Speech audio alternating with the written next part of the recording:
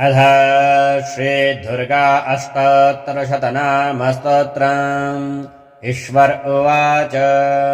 शतनाम प्रवक्ष्यामि शृणुष्व कमलानने।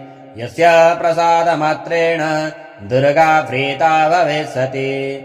ॐ सती सध्वी भव प्रीता भवानी भवमोचनी। आर्या दुर्गा जया चाद्या त्रिनेत्रा शूलधारिणी।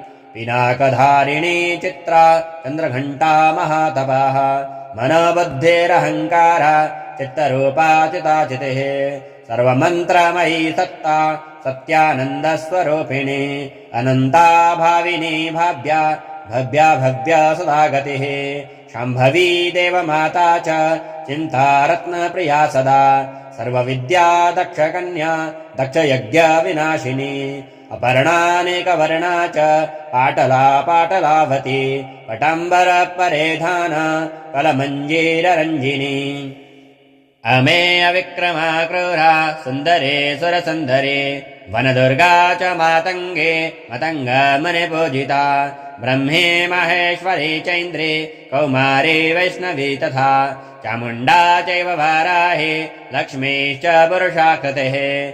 विबलोत्कर्षिणी ज्ञान प्रिया नित्या च बुद्धिदा। बहुला बहुलप्रेम सर्ववाहन वाहन।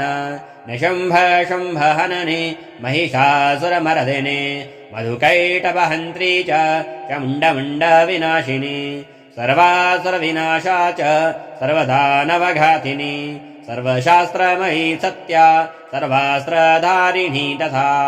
अनेकशस्त्रहस्ता च अनेकास्त्रस्य धारिणी। कुमारी चैककन्या च कैशोरी युवती यतिः। अप्रौढा चैव प्रौढा च वृद्धमाता बलप्रदा।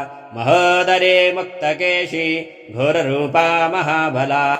अग्निज्वाला रौद्रमुखी कालरात्रे तपस्विनी। नारायणी भद्रकाली विष्णुमाया जलोदरी। शिवदूती कराली च अनन्ता परमेश्वरी। कात्यायनी च सावित्री प्रत्यक्षा ब्रह्मवादिनी। य इदं प्रपठे नित्यं दुर्गा नाम शताष्टकम्। नासाध्यं विद्यते देवी त्रिषु लोकेषु पार्वती। धनं धान्यं सुतं जायां हयं हस्तेनमेव च। चतुर्वर्गं तथा चान्ते लभेन्मुक्तिं च शाश्वतीम्।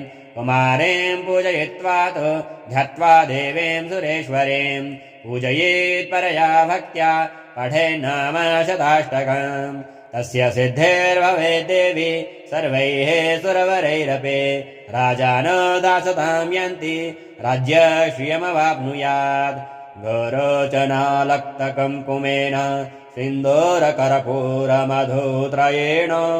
विलिख्य यन्त्रं विधिना विधिज्ञो भवे सदा धारयते पुरारिः।